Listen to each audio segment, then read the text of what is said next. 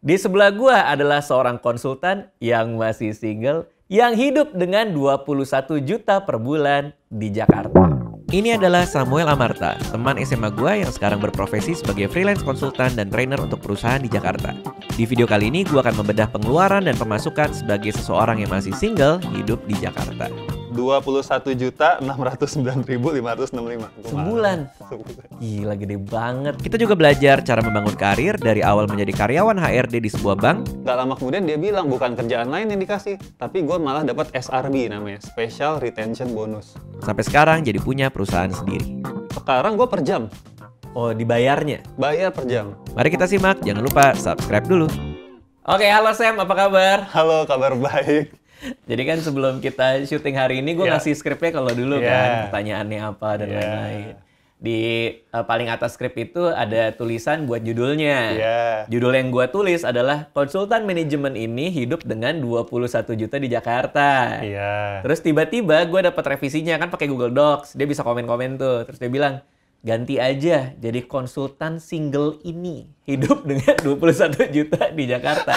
Nggak, kenapa lu pengen banget ada kata single di situ? Maksudnya apa? Gimana? Gini loh, ini kan kita mau ngomongin soal pengeluaran orang kan. Nah, kan harus tahu konteks ini pengeluaran orang yang udah berkeluarga atau orang yang masih single gitu. Tapi kan nanti bisa dibahas. Pas lagi ngobrol nggak usah di judul juga.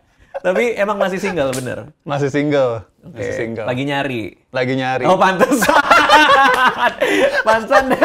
Pantesan ada di judul. Itu menjawab semuanya ya. Iya. Oke, kita langsung mulai dari pengeluaran. Gua ngobrol sama lo, terus lo bilang bahwa lo terbiasa mencatat pengeluaran.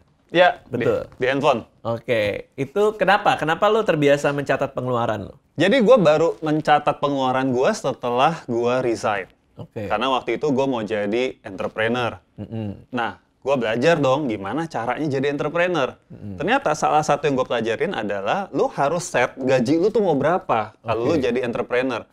Jadi nggak boleh seenak-enaknya ngambil uang dari perusahaan. Betul. Lah, gue kan kagak tahu ya, gue sebenarnya butuh uang berapa selama ini.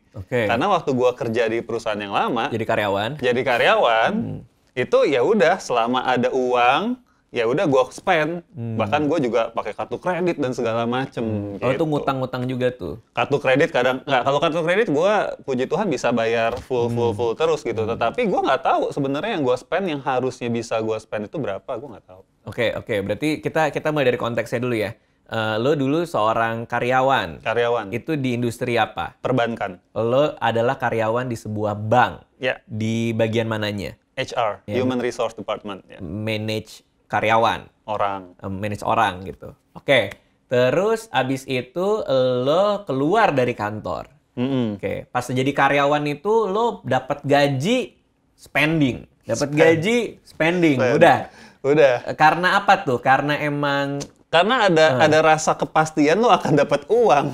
Oke, jadi karena lo tahu, tiap tanggal berapa? 25. Tiap tanggal 25 gue gajian nih. Jadi ya udah lah, gue spending aja. Kalau tanggal 25 dapat lagi. Betul. Oke. Nah, mencatat pengeluaran itu baru tahu itu penting begitu lo keluar dari kantor.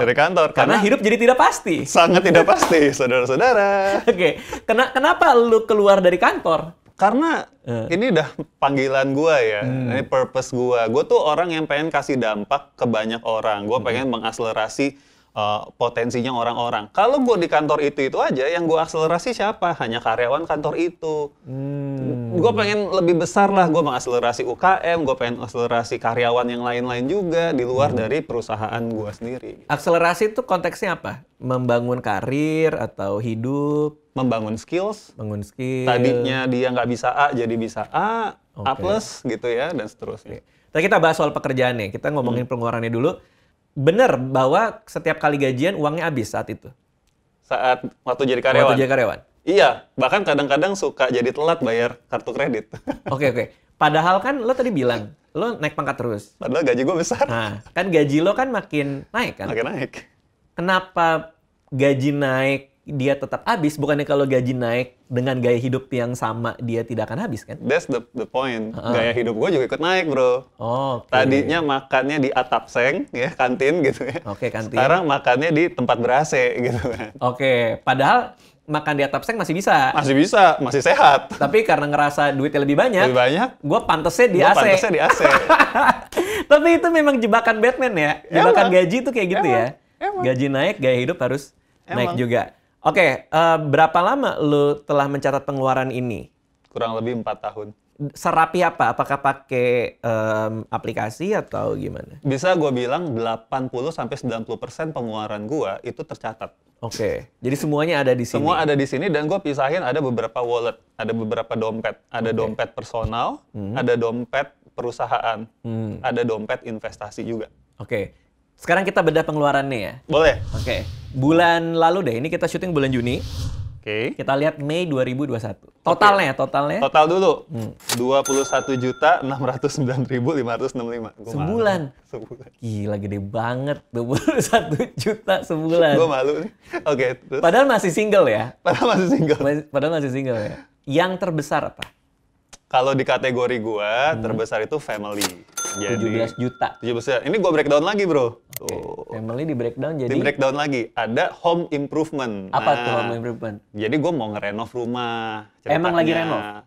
Gue lagi tahapan ngegambar, desain. Nah, bayar arsitek kan mahal nih, ya kan?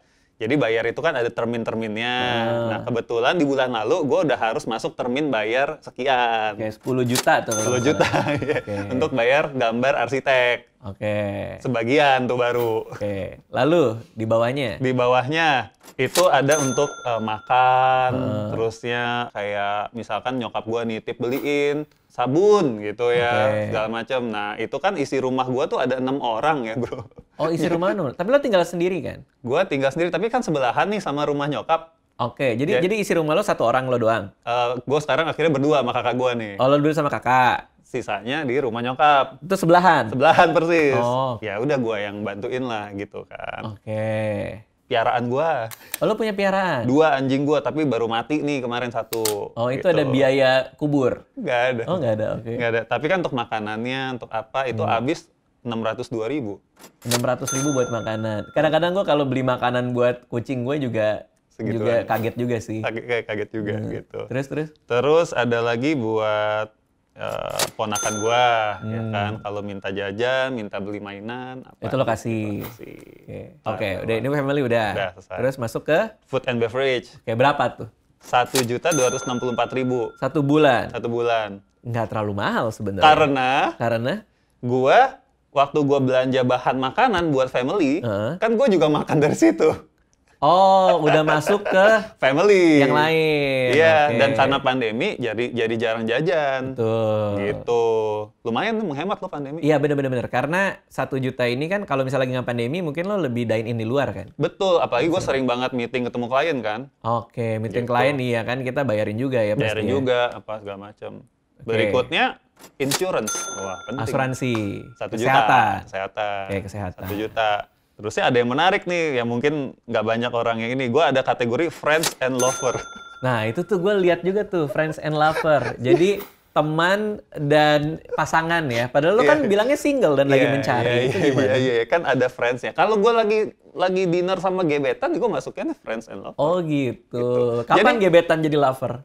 Nggak tahu, makanya di kategori gue jadiin 1, friends. Oh gitu. Kadang-kadang kita masih bingung Masih bingung. Tapi di sini ya, jadinya gue bisa tahu investasi gue buat dia ada berapa. Oh gitu, jadi terukur ya. Gitu caranya deal. Gitu, ada ininya, ada budgetnya. Oke, terus lanjut. Terus ada lagi gift and donation. Oke, itu penting tuh. Penting. Persembahan, kalau di gua kan istilahnya persembahan, perpuluhan, atau ada yang ini gua tergerak gitu ya, ada yang lagi campaign apa, donasi, ya udah. Iya. Terus salah satu komponen terbesar Anissa juga soal donasi itu sih. Wah, cakep. Iya, karena kan dia biasa ngelisin pengeluaran keluarga kita kan. Pasti sama, kita juga nyatet semuanya gitu. Ya donasi salah satu komponen yang penting banget gitu. Betul. Terus tadi ada gift berarti suka ngasih. Iya, misalnya gua ada teman ulang tahun, ya udah gua kasih hadiah. Sip, apalagi di situ? Health and fitness. Idih, health and fitness. Itu apa? Buat PT beli atau vitamin. Gym? Oh, vitamin. Beli madu. Terusnya misalkan gua membership gym. Oke, masih membership gym? Udah enggak? Iya, gue juga udah selesai tuh semenjak pandemi itu. Sorry ya, teman-teman yang di sana. Terus? Transportation. Oh, masih ada? Lebih murah. Oh. Ini udah urutan paling bawah-bawah nih. Berapa transportasi? 274.000. Oke, dulu berapa? Wah, dulu 2 juta ada? banget bro, lebih. Karena gue pakai mobil itu kan transportation termasuk gue masukin maintenance-nya. Maintenance juga mahal tuh. Mahal makanya. Bensin. Nyuci mobil gue nggak pernah sendiri ya. Terusnya Oke. mobil gue juga ada mobil, waktu itu mobilnya udah tua, jadi lumayan banyak Oke. perawatan. Oke, terus apa lagi? Shopping. Gue juga bingung nih shopping Shopping apaan. kecil juga ya berarti ya? 36.000 men, gue shopping apaan nih? 36.000 dicatat dong sama dia, 36.000. Stabilo. Oh, shopping Stabilo. Di saat yang lain shopping baju, sepatu, dia Stabilo. Karena gue suka baca buku fisik, Oke. bukan buku digital. Kenapa? Gue kemarin bilangnya bahwa kenapa sih orang lebih suka baca buku fisik padahal sekarang ada digital gitu. Terus rame DM gue. Yeah. Bang, lebih enak bau bukunya, lebih iya sih. Gue doyan baca juga, tapi gue sekarang udah nggak pernah lagi punya buku fisik sih. Tapi lo tetap buku fisik? Tetap buku fisik gitu. Tetap gue baca dua-duanya sih, tapi kalau ada buku fisiknya gue lebih termotivasi untuk menyelesaikannya. Oke, beda ya feel-nya. Beda feel. Dan karena lo nyatat dari 4 tahun yang lalu, berarti kita bisa tahu dong pengeluaran lo 1 tahun. Berapa pengeluaran setahun? Oke, pengeluaran gue setahun. Ini enak banget sih aplikasi gue tinggal enak banget. bikin. Apa nih aplikasinya nih? Boleh disebut? Sebut aja. Money Lovers. Oke, nanti sensor ya. Kenapa disebut? biar lo tahu ya, biar lo tahu aja. Gak apa-apa. Oke, last year 329 juta, 33.358. 329 juta. 329 bagi 12 kira-kira 27. Ini nanti kita masuk ke bagian pos-pos investasi lo ya. Mungkin termasuk salah satunya dana darurat ya. Tapi sebelum ke situ, gue nanya aspek lain nih dalam pengeluaran lo. Dari tadi gue nggak ngeliat ada soal hutang. Oh iya. Berarti lo tidak berhutang, orangnya memang kayak gitu? Saat ini sedang tidak ada hutang, puji Tuhan. Oke, berarti KPR nggak ada? Nggak ada. Tapi udah punya rumah? Ada. Rumah sendiri? Rumah sendiri. Gimana cara belinya tuh? Dipaksa. Dipaksa? Nggak, berarti kan sebelum lo jadi entrepreneur kan? Ya, jadi timeline-nya begini. Timeline-nya adalah waktu gue jadi karyawan, terusnya abis itu rumah tetangga gue mau dijual karena dia BU. Oke, opportunity nih. Nyokap bilang, Dek beli. Seakan-akan gue punya banyak duit ya kan. Enak banget ya nyokap lu ya. Nyokap gua, kan. Ini rumah dijual nih sebelah. Tuh beli aja deh, gitu kan ya. Oke, nah demi gue sebenarnya nggak pengen punya rumah di daerah situ, tapi karena demi nyokap, ya udah yuk kita beli gitu kan. Gue hitung-hitung gitu kan. Oh bisa nih nge-DP, kan DP rumah waktu itu harus 30% ya minimal. Boleh disebut nggak harga rumahnya? Harga rumahnya ya di bawah 1M lah. Oke, sekitaran segitu lah. Di bawah 1M lah. Berarti DP kan 30%. Ya. Berarti ya sekitar 200 lah ya lo butuh. Ya, tapi kan waktu itu kalau bisa pakai KPR. Oke. Nah, terus rumah ini gue ajukan KPR. Padahal gue kerja di bank. Ditolak. Di bank tempat lo kerja? Ditolak. Luar biasa. Itu salah satunya gue jadi resign, habis itu gue kesel. Lo bayangin ya, jadi karyawan bank, dapat bunganya tuh hanya 4% flat lo KPR. Padahal gue orang HR. Iya, itu bunganya setengahnya loh itu. Setengahnya. Lumayan loh, Dil. Jadi, kenapa ditolak? Karena letak rumahnya itu di bawah jalan. Jadi, kayak rumah-rumah di Bandung di bawah tanah. Di bawah jalan gitu. Jadi kayak bunker gitu bro rumahnya. Rumahnya ternyata di bawah tanah. Kayak bunker. Nggak, maksudnya di bawah jalan gimana tuh? Gue nggak ngerti. Ini jalan. Rumahnya tuh di sini. Di bawah. Nggak ngerti gue. Apa sih maksudnya? Posisi jalan dengan posisi rumah, lantai dasarnya lebih rendah rumah. Nggak, tapi kan di depan rumah lo ada jalan kan? Ada jalan. Jalannya berarti gini, masuk juga kan? Iya jalan. Terusnya lo harus turun tangga untuk masuk ke rumah. Oh ada kayak gitu. Iya, jadi rumah lo itu lebih rendah daripada jalan. Kenapa dia bisa lebih rendah daripada jalan? Karena memang struktur tanahnya begitu. Di bawah, di belakang rumah gua itu lebih rendah lagi. Oh, ini ada jalan nih. Ini jalan. Yang udah diaspal nih. Turunan terus gitu. Turunan kan. terus. Nah, terus gitu. Rumah lo di samping turunan ini. Rumah gua di tengah-tengah nih gitu. Di tengah-tengah turunan. Ini kan jalan. Di sini rumah gua turun. Terusnya di bawahnya lagi nih ada jalan. Terus ada rumah lagi gitu, bro. Tapi kan menurut jalan yang di sini, rumah lo di atas jalan. Betul. Gimana sih?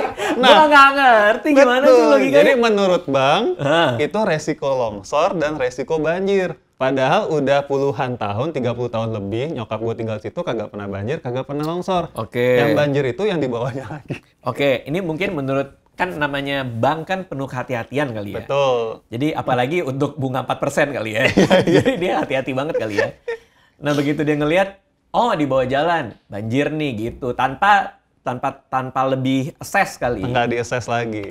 Oh I see. Tapi itu lumayan sih, lumayan kena juga pasti mental lu ya. Kayak gimana lagi lo mau nyicil rumah, orang KPR aja nggak disetujuin kan. Betul. Masa harus keluarin duit hampir 1 miliar. Betul. Posisinya saat itu masih jadi karyawan lagi kan? Karyawan lagi. Oke.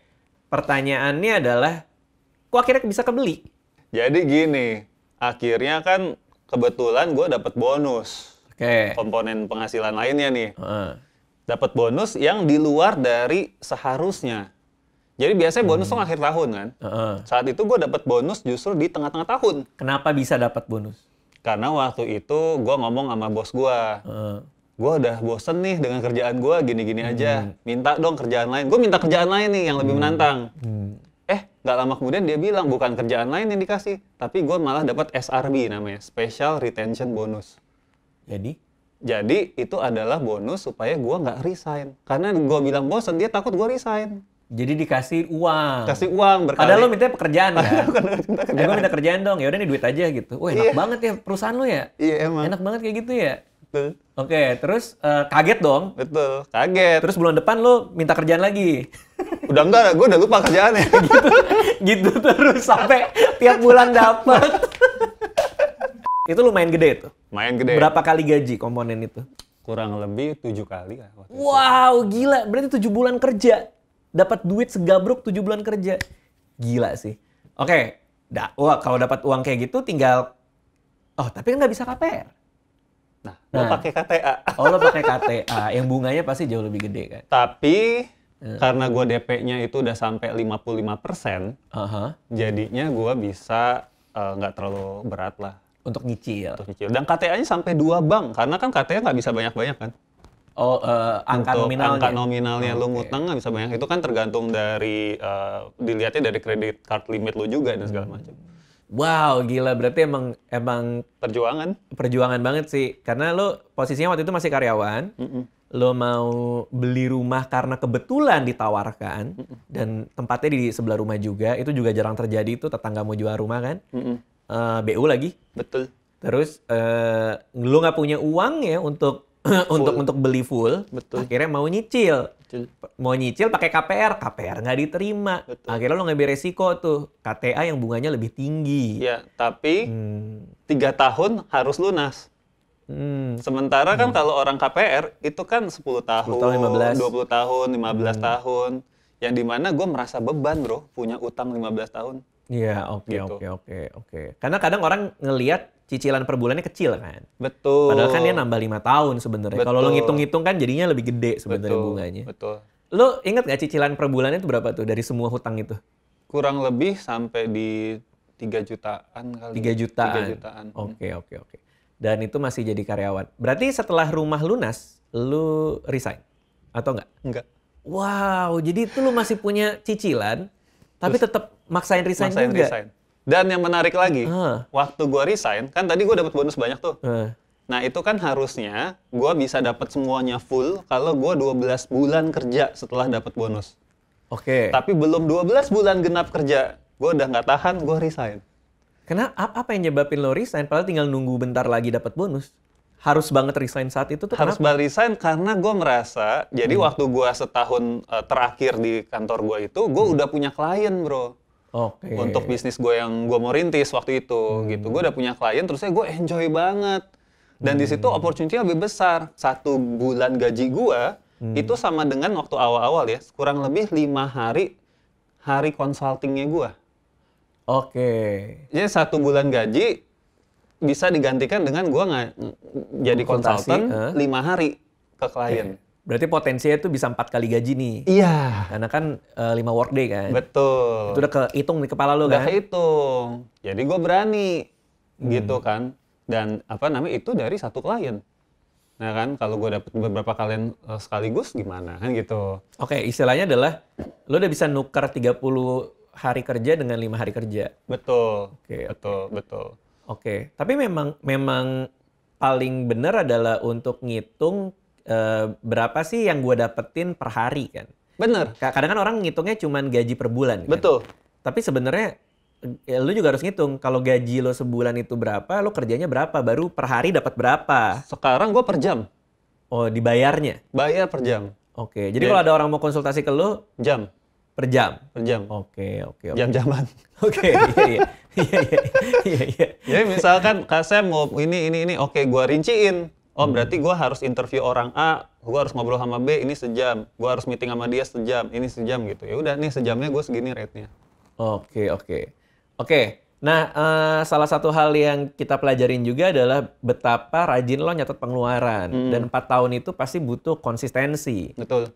Dan banyak banget orang yang bilang ke gue, awal-awalnya mereka tuh nafsu tuh. Gue akan mulai catat pengeluaran. Tapi begitu 3 bulan, 2 bulan, udah lupa lagi. Iya. Cara konsistennya gimana? Gini, gue percaya bahwa karena gue ngajarin growth mindset ya.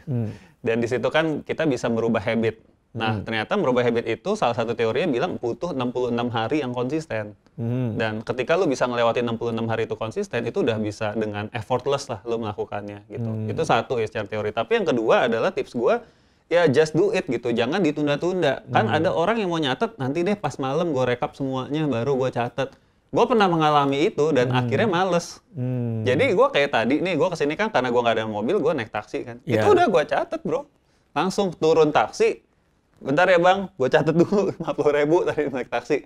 Udah selesai. Nyatetnya langsung di apps? Langsung di apps. Oh, karena dia langsung masuk gitu ya? Oh ya, karena appsnya juga enak kali. Betul, itu kedua. Jadi udah lakukan dan lu jangan nunda-nunda. Yang ketiga adalah kalau lu catet tapi lu nggak pakai analisanya, ya lu nggak akan termotivasi. Betul. Maka lu pakai analisanya gitu. Contoh kalau di gua, misalkan ponakan gua bilang pernah mau minta waktu itu zaman-zamannya apa squeezy gitu. Squishy ya? Ya squishy. Terus saya oke. Terus saya gue lihat pengeluaran gue kan, wah udah segini. Terus saya gue ngajarin lah ponakan gue, boleh. Tapi nanti cari yang budgetnya 200.000 ya. Nah jadi gue juga mulai ngajarin ponakan gue soal budget. Karena gue tahu gue udah ngeluarin berapa nih so far gitu kan di bulan ini gitu. Terusnya satu lagi, ini tips yang cukup praktikal ya. Yang paling banyak itu pengeluaran perintilan kan adalah parkir, receh-receh gitu ya, sama tol kalau di gua dulu. Oke. Nah sekarang gua cara nyatetnya adalah ya gua isi aja e-tol, begitu gua isi gua anggap itu udah habis. Oke. Ya gua isi 100.000 e-tol gitu misalnya, udah 100.000 itu udah masuk ke posnya parkir dan tol. Oke. Gitu. Jadi nanti begitu itu tap ya udah gua nggak usah nyatet lagi. Oke, bener, make sense. Kalau Anissa tuh biasanya mau akhir bulan tuh, dia semua bond dia kumpulin baru dicatat. Gua nggak bisa. Karena dia tipe yang nggak kayak lo, bukan yang ngeluarin apa nyatet gitu. Dia tuh tipe yang nyimpen semuanya. Habis itu baru menjelang akhir bulan kan di recap, baru dia repot sendiri tuh. Aku mau nge-recap dulu ya 3 hari, jangan ganggu dulu gitu. Nanti dia di depan laptopnya dia tuh semua bondnya. Iya, udah jadi menjelma jadi orang kuntan ya. Iya, udah bener-bener udah nggak bisa diganggu gugat gitu. Iya. Oke, tadi kita udah masuk di pengeluaran ya. Sekarang investasi nih, karena biasanya kan dekat sama pengeluaran juga. Iya. Berapa banyak dari pemasukan lo yang lo taruh di investasi? Ini gue harus ngaku dosa nih ya, karena sebenarnya ini bukan contoh yang baik. Jadi sekarang itu gue terlalu nafsu investasi. Sekarang? Jadi kurang lebih bisa sampai 60% mungkin. Tapi kan nggak apa-apa terlalu nafsu investasi. Gue pernah sampai 90%. Karena gue naruhnya semua ke resiko yang tinggi. Oke, berarti lo nggak memetakan bahwa oke, tujuan gue nih jangka panjang nih, berarti gue di saham, di reksadana saham, atau enggak, langsung kayak gue ada uang, apa nih yang returnnya gede, lebih ke sana? Betul, gue sekarang belum bisa disiplin itu. Jadi disiplin menginvestasikan iya, tetapi disiplin dalam menetapkan objektif dari investasinya gue terus terang belum bisa. Oke.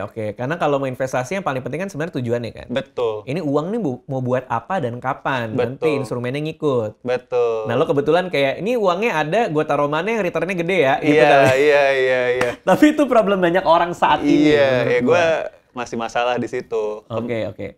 Berarti tapi angkanya udah kesebut lah tadi 60% lah. Oke, terus dana darurat ada juga. Dana darurat sekarang ya tadi itu bro. 3 kali pengeluaran. Jadinya gue tergoda dimasukin ke aset beresiko. Ya mudah-mudahan cepet ini ya. Tapi udah mulai gue kurang-kurangin. Kemarin kan IHSG udah sempat naik tuh ya 2 minggu lalu lah ya. Sempat. Terus ya saham-saham blue chip gue udah gue kurang-kurangin. Oke. Gitu. Untuk untuk gue taruh tabungan aja. Oke. Udah. Tapi kan saham juga nggak apa-apa selama itu mau, apalagi blue chip ya. Selama itu buat pensiun. Ya itu kan nggak objektifnya tadi harusnya buat dana cadangan. Oh iya benar. Sama jangka pendek sebenarnya. Iya jadi dana cadangan sekarang udah gue secure lagi karena gue udah mulai tobat lah. Nggak boleh terlalu maruk. Oke. Nah kita sekarang masuk ke pemasukan. Oke. Komponen pemasukan lo tuh apa aja sekarang? Penghasilan. Gue ngambil gaji dari perusahaan gue sendiri. Oke. Jadi berapa banyaknya? Bisa disebutin? Gue tuh hanya ngeset 20 jutaan ya, sebulan 20 juta. Karena kan tadi ya pengeluaran gue sekitar segituan gitu kan. Perusahaan lo tidak mengeluarkan yang lainnya dalam bentuk komisi nggak kalau? Komisi enggak, bonus ya. Bonus atau dividen? Bonus gue sebagai karyawan, sebagai CEO. Kalau dividen, kebetulan kebijakan perusahaan gue sekarang dividen semua masih laba ditahan. Oke, berarti kalaupun ada plus-plusnya, itu bentuknya dalam bonus. Bonus semesteran, setahun 2 kali. Oke. Sama ada THR kan pasti. Oke, tapi kalau lu banyak ngeluarin gaji yang fix, dengan pengeluaran lo yang sekitar 11 sampai 21 juta ini dan sisanya ditahan di perusahaan, berarti perusahaan lo ini laba ditahannya gede sekali dong sebenarnya. Karena gua ingin membuat produk-produk lain.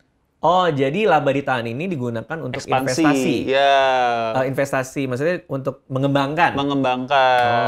Salah satunya gua bikin produk retail, ya ini nih baru launching kemarin, F-Story. Oh, dipakai bajunya sekalian ya. Lumayan. Boleh, promoin. Lo ini apa, barang apa nih? Iya, jadi... tapi perusahaan lo dulu. Perusahaan lo apa? F-Project nama perusahaan gue. Ya, F-Project. Terus F-Story ini? Ini adalah brand retail. Jadi gue bikin merchandise nih, kayak gantungan sama jam dinding. Terusnya ada tumbler, kaos, segala macem. Tapi di produk-produk itu ada filosofi hasil pembelajaran orang, cerita orang. Tetaplah sesuai dengan misi gue. Contoh gue bikin gantungan jam dinding tulisannya Ikigai. Oke. Gitu ya. Udah itu gue jual itu beserta ceritanya. Ikigai gitu. Itu kan biar orang hidupnya seneng ya. Biar hidupnya penuh makna. Iya. Jadi apa? Ada IG-nya atau ada apanya? Ada fstory.co, ada websitenya. Udah jualan belum sih? Udah jualan. Udah. Tapi kita nggak masuk di marketplace dulu. Gitu. Kita masuknya jualannya lewat web kita, itu fstory.co, bukan .com, bukan .co.id. Oke, tuh ya. Mumpung ada orangnya langsung nih. Langsung promo aja dah, nggak apa-apa. Oke. Karena sebelum dia kesini kemarin dia nanya, Dil, gue boleh promoin jualan gue juga nggak? Ya boleh, gue bilang. Tapi lumayan beneran dia pakai bajunya. Oke, terus ngembangin karir lo pribadi. Gimana cara ngubah mindset dari seorang karyawan menjadi pemilik perusahaan? Itu gimana tuh? Apa tantangannya? Oke, tantangannya adalah satu, membiasakan diri bahwa tidak ada yang pasti di dunia ini. Gitu ya. Jadi ketika dulu lo dapet bonus dari perusahaan, lo merasa kayak, wah gue bisa spend ini hari ini juga, gue habisin juga bisa. Karena besok pasti akan dapat lagi gitu kan. Tapi sekarang itu mental yang kita harus rubah. Dan yang udah berubah juga di gue sekarang, sekalipun gue dapet uang gede banget dari klien, itu gue merasa ya ini uang untuk ditahan, ini uang untuk ditabung. Karena kita nggak pernah tahu apa yang terjadi besok di perusahaan kita. Dan bener kan gitu, jadi sebelum tahun pandemi itu mulai, itu perusahaan gue lagi bagus-bagusnya. beruntungnya mental gua itu udah terbentuk untuk tidak spend gitu. Ya ibaratnya kalau dulu, kalau gua lihat banyak orang gitu ya punya penghasilan perusahaannya langsung kita bikin kantor yang hebat, yang wah cantik segala macam. Gua sih ngapain gitu, nggak usah lah gitu. Bener kan ada pandemi kan? Ada pandemi, bisnis slowing down awalnya. Tapi ternyata waktu pandemi yang tahun lalu, bisnis gue juga masih oke. Terusnya gue juga tetap jadi punya mental, ya udah jangan norak lah gitu. Kalau punya uang tuh jangan norak gitu loh. Nggak usah di-spend gitu. Itu sih yang menurut gue tantangan yang harus teman-teman punya gitu ya. Mental itu yang paling susah menurut gue. Betul, karena ujian tuh datang ketika lo dapat spotlight dan ketika lo dapat uang. Iya. Dua hal itu. Betul. Ketika lo dapat spotlight, lo bisa tiba-tiba ego lo nyala. Ketika lo dapat uang, tiba-tiba lo bisa kayak gue mau spending supaya orang ngelihat gue pantas nih buat uang ini gitu. Tapi gue pernah juga di masa itu sehingga perusahaan gue waktu itu wah jelek banget. Gara-gara di masa lo spending? Di masa gue spending. Jadi waktu gue awal-awal entrepreneur gitu kan tadi yang gue bilang gitu, wah dapat duitnya lebih banyak daripada gue waktu jadi karyawan. Nah gue terlalu nafsu untuk invest bikin produk-produk baru. Waktu itu gue bikin produk teknologi. Startup. Sampai gue bayar vendor mahal, sampai gue waktu itu kebetulan terpilih untuk pitching ke Turki. Oke. Jadi gue membiayai diri gue sendiri ke Turki, pitching ke depan investor segala macam gitu. Tapi tanpa preparation yang cukup lah. Oke, ibaratnya kayak lo lagi hype banget tuh kali ya? Iya. Kayak, ih gue nih kayaknya kesempatan gue nih gini. Terus ada uangnya gitu. Dan gue nggak ngitung. Habis berapa boleh di-share nggak? Kurang lebih habis seratusan lebih lah ya. Wah gila lumayan banget sih, lumayan. 100 juta. Dan itu nggak jadi apa-apa, sekarang website-nya juga udah nggak bisa diakses lagi. Wow, jadi lo memperlakukan itu sebagai apa? Kayak biaya belajar? Biaya belajar lah, terlalu mahal memang. Oke, terus pemasukan buat lo, karena lo kan dapatnya gaji dari PT. Tapi pemasukan pekerjaan lo itu sebenarnya revenue stream itu apa aja tuh? Pertama, lo ngajar, bikin training, kelas. Ya kan? Biasanya yang hire adalah perusahaan, minta gua nge-trainingin karyawannya. Ada juga kedua tadi ya konsultan, yang jam-jaman tadi. Yang ketiga itu bikin modul, kayak misalkan gua waktu itu kerja sama Google, bikin modul untuk kelas Bangkit Academy gitu. Salah satunya gue pernah hire lo juga kan buat modul kelas gue. Modul kelas online lo ya, gitu kan. Ya kayak gitu-gitu. Karena kan emang expertise gue bikin modul gitu kan. Make sense. Nah tapi di luar ini, gue juga memonetisasi skill-skill gue lainnya. Ini di luar pekerjaan sebagai konsultan? Sebagai konsultan. Apa aja tuh? Musik. Lo ngapain? Gua ngajar nyanyi, vokal group. Terusnya ada waktu itu lucu banget, gue pernah di-hire sama sekumpulan dari orang Mandiri, Bank Mandiri, untuk ngajarin mereka ngeband, ngaransemen bandnya. Untuk ngaransemen bandnya orang-orang Bank Mandiri. Bank Mandiri, mereka mau kompetisi. Agak random ya? Agak random, dan itu sering loh, Bank Mandiri, Bank Indonesia, kayak gitu-gitu. Random deh pokoknya. Makanya kadang-kadang gua itu orang kadang ada yang kenal gue sebagai pelatih musik, ada yang kenal gue sebagai konsultan, trainer, kayak gitu. Sama kayak Rais ya, orang kenal stand up komedian, pelatih lumba-lumba, macam-macam lah. Wow, hebat. Hebat emang Rais nih. Iya. Terus apalagi aliran pemasukan lain? Berarti ada musik lah ya tuh ya. Iya, musik. Terusnya habis itu kadang-kadang itu juga gue diminta untuk jadi pembicara, trainer. Tetapi gue disuruh nggak boleh bawa nama perusahaan gue. Pakai F apa tadi? F Project. F Project ini nggak boleh? Nggak boleh. Kenapa? Karena si kliennya dealnya sama dia, perusahaan dia. Jadi lo kayak seolah-olah white label gitu? White label. Jadi ini ada sebuah perusahaan konsultan, di-hire, gue cari aja lah dari company lain gitu. Bisa gitu ya ternyata ya? Di outsource gitu ya? Di outsource. Gitu. Ya kalau kayak gitu masuknya ke pribadi gitu. Katanya lo juga dibayar untuk khotbah? Pernah. Gitu. Ya diminta untuk khotbah ke anak remaja, anak SMA gitu kan. Jadi emang aliran pemasukan lo tuh agak random ya? Agak random. Oh, ada satu lagi bro yang lebih random. Apa lagi? Diminta untuk bikin lagu. Oh, pernah. Buat misalkan siapa? Lagu Mars perusahaan. Gila random banget. Oke, jadi itu ada pemasukannya, ada tadi kita bahas pengeluaran, ada investasinya, jadi komplit ya. Komplit. Oke, ini takeaway terakhir nih. Kalau yang gua ambil dari obrolan kita hari ini adalah ternyata mencatat pengeluaran itu nggak susah selama kita niat. Betul. Sama tadi, mungkin aplikasinya cocok kali sama lo gitu ya. Terus habit itu bisa dibangun kalau udah 66 hari ya, kalau menurut lo tadi kan. Jadi coba aja, paling nggak konsisten selama 66 hari, lama-lama jadi kebiasaan aja gitu kan. Terus punya growth mindset karena lo nggak mau cukup puas jadi karyawan doang, tapi lo mau punya bisnis sendiri. Jadi pemikiran tuh harus selalu tumbuh gitu. Betul. Sama tadi nekat buat beli rumah gitu. Ada lagi yang mau lo sampaikan nggak buat yang lagi nonton? Karena kadang-kadang konten kayak gini tuh banyak yang pengen dapat insight untuk ngatur uang, ngelola pengeluaran pemasukannya mereka. Gini sih, ada satu lagi mungkin teman-teman bisa setuju bisa enggak ya.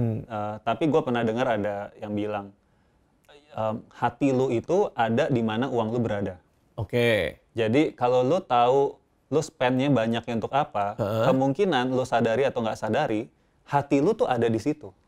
Oke. Karena kan misalkan lu banyak spend di makanan. Iya. Ya sebenarnya emang hati lu tuh ada di makanan. Lu tuh bener-bener all in untuk makanan gitu loh. Oke. Kalau lu spend untuk sepeda, untuk bener hobi lu, ya? Hati lu tuh ada di situ. Oke. Gitu loh. Jadi dengan melihat ini, gua juga jadi reflect hati gua sekarang lagi ada di mana. Gitu. Ada satu yang lu tanyain di kita ya, tapi lu belum tanyain itu pengeluaran yang gua sesali ya. Oh ada ya? Iya kan? Oh iya. Oke, boleh dibahas kali ya. Salah satu pengeluaran yang gua sesali adalah justru yang gua belum spend terlalu banyak. Pengeluaran yang lo sesali adalah pengeluaran yang belum gua keluarkan terlalu banyak gitu. Apa itu? Yaitu tadi itu gift and donation. Oh. Jadi gua sempat konsisten, tapi sekarang lagi enggak. Gara-gara lu minta gua untuk ngomong di sini, gua jadi cek. Terus gua kaget, iya juga ya gift and donation gua tuh super jadi menurun. Oke. Dan disitulah gua mengingatkan diri gua, hati lu ada di mana? Ada di diri lu doang, di investasi segala macam buat kepentingan lu doang, atau lu juga udah berimbang hati lu untuk orang lain, untuk berbagi. Iya benar-benar. Karena nggak semua orang punya kesempatan yang sama kayak lu kan. Betul. Nggak semua orang bisa punya kemewahan mengeluarkan 21 juta sebulan kan. Betul. Dan gue bukan orang yang sukses-sukses amat, tapi justru dari gue yang masih merintis ini, gue pengen membangun habit berbagi. Jangan sampai gue punya pemikiran nanti aja deh gue donasi kalau gue udah punya penghasilan sekian gitu. Enggak, gue pengen melatih diri gue dari sekarang salah satu disiplin mengeluarkan untuk donasi atau dari kontes gue persembahan misalnya gitu. Oke. Dan kita semua tahu berarti hati lo ada di arsitek lo ya. Karena kan liburan paling gede itu.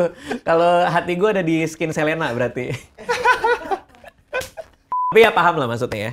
Jadi dengan catat pengeluaran kita jadi tahu apa sih yang benar-benar bunyi buat kita gitu kan. Betul. Jangan-jangan ada sesuatu di situ. Oke, thank you Sam untuk hari ini. Kalau ada yang mau kontak langsung buat Samuel itu bisa apa Instagramnya? Samuel Amarta. Samuel Amarta. Terus kalau mau lihat-lihat soal project barunya ada di fstory ya? fstory.co ya. fstory.co. Instagramnya sama, websitenya sama. Oke. Lo sempat nanya-nanya soal YouTube juga ke gua. Lo udah ada belum YouTube-nya? Itu gua belum konsisten. Ada sih sebenarnya namanya Tanya Kak Sam. Tanya Kak Sam. Tanya Kak Sam. Itu YouTube. Oke, terima kasih semua. Dadah.